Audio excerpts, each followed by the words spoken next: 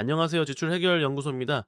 혹시 QQQ, JPQ, QYLD 이 이름들 다 들어보셨나요? 특히 QQQ, JPQ 이 둘은 같은 나스닥100 지수를 기반으로 투자합니다. 그런데 결과는 완전히 다르다는 사실 알고 계셨나요? 오늘 영상에서는 2022년 5월부터 2025년 4월까지 정확히 3년간의 실제 데이터를 바탕으로 QQQ, JPQ를 수익률, 배당, 변동성, 낙폭까지 비교해 드릴게요. 그리고 마지막에는 1억 원을 투자했을 때 시뮬레이션. 자, 그리고 당신에게 맞는 투자 전략은 무엇인지까지 알려드리겠습니다. 먼저 핵심 결론부터 말씀드릴게요. JPQ는 배당 수익이 훨씬 높고 변동성이 낮습니다.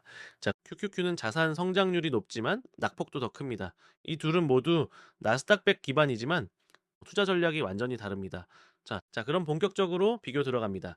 이 2022년 5월 4일부터 2025년 4월 30일까지 실제 3년치의 데이터로 비교한 결과입니다. 먼저 총 수익률부터 보겠습니다. JPQ의 총 수익률은 38.65%, QQQ의 총 수익률은 44.85%. 자산 성장만 보면은 QQQ가 약간 더 앞서 있습니다. 하지만 여기서 중요한 차이점이 하나 있습니다. 바로 배당입니다. JPQ는 연간 배당률 약 11%, 즉 매달 약 1%의 배당을 제공합니다. QQQ는 배당률이 0.6% 정도에 불과합니다. 사실상 배당으로는 거의 수익이 없습니다. 즉 QQQ는 주가 상승이 전부인 반면 JPQ는 배당 플러스 약간의 자산 성장을 모두 제공합니다. 다음은 변동성과 최대 낙폭 비교입니다. JPQ의 최대 낙폭은 마이너스 20.1%, QQQ의 최대 낙폭은 마이너스 32.58%, JPQ의 변동성은 18.1%, QQQ의 변동성은 24%, 즉 QQQ는 더 크게 오를 수 있지만 떨어질 때도 훨씬 많이 떨어집니다. 이걸 투자자 입장에서 해석하면 이렇습니다. 나는 안정적인 수익 흐름을 원해. 그럼 JPQ. 나는 장기적으로 크게 오르는 게 더 중요해. 그럼 QQQ. 자, 그럼 1억 원을 투자했을 때 실제로 이제 어떤 차이가 있었는지 시뮬레이션 해볼게요. 먼저 JPQ입니다. 3년 안에 총 수익률 38.65%에 연 11%의 배당이 붙는 구조이기 때문에 자산 총액은 약 1억 3,865만 원, 배당금 수익만 3년간 약 3천만 원, 그리고 매월 배당 수익은 약 90만에서 100만 원 수준입니다. 반면 QQQ는 어떨까요? 자산 총액은 약 1억 4,485만 원, 즉 JPQ보다 약 600만 원 더 성장했습니다. 하지만 이건 어디까지나 배당 없이 모두 재투자했을 경우입니다. 실제로 JPQ처럼 매달 배당만큼 출금했다면 어떻게 되었을까요? 실험해봤습니다.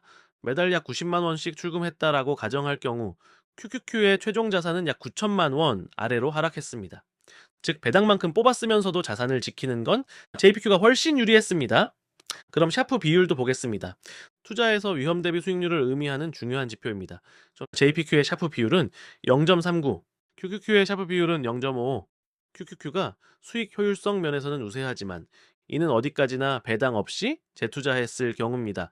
현금 흐름을 고려한 투자라면 샤프 비율만으로 판단하긴 어렵습니다. 이제 그렇다면 당신에게 맞는 ETF는 무엇일까요? 예를 들어볼게요.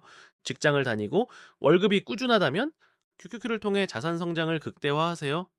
은퇴 직전이거나 지출을 줄이고 싶다면 JPQ로 월 90만 원 정도의 현금 흐름을 만들어 보세요. 복합 전략을 원한다면 70% QQQ, 30% JPQ처럼 섞어서 성장과 수익을 동시에 잡는 것도 가능합니다. 마지막으로 QYLD도 간단히 언급하고 넘어가겠습니다. QYLD는 배당률이 약 12% 이상으로 가장 높지만 자산 성장률은 매우 낮고 장기적으로 원금이 줄어드는 경우도 많습니다. 결론적으로 QQQ는 고성장, 고위험, 저배당, JPQ는 중간성장, 중위험, 고배당, QYLD는 저성장, 저위험, 초고배당.